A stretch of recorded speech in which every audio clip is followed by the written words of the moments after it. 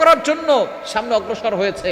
সুতরাং আপনি যত ভালো হবেন আপনার দুশ্মন তত বেশি হবে। তবে আল্লাহর উপরে ভরসা রাখবেন, আল্লাহ আপনাকে হেফাজত করবে যদি একিনের সাথে আপনি আমল করতে পারেন।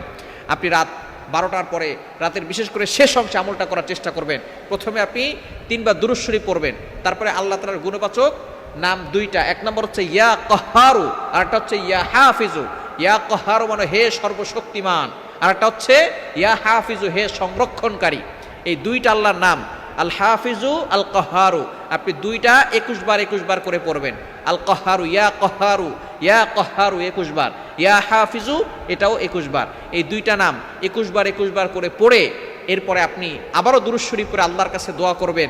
যে দুশমন আপনাকে ক্ষতি করতে চাচ্ছে, দুশমনের নাম ধরে দোয়া করবেন, আল্লাহ অমুক আমাকে বিপদে ফেলতে চায়, আল্লাহ অমুকের থেকে তোমার শক্তি কোটি গুণ বেশি, আল্লাহ তুমি তাকে আমাকে বিপদ আপদ থেকে হেফাজত করো, আর তার দুশ্মনী থেকে আমাকে তুমি রক্ষা করো। এভাবে যদি আপনি আমল করতে পারেন, দুশ্মন চিরতরে শেষ হয়ে যাবে এবং আল্লাহ পাক রব্বুল আলামিন আপনাকে বিজয় দান করে দিবে।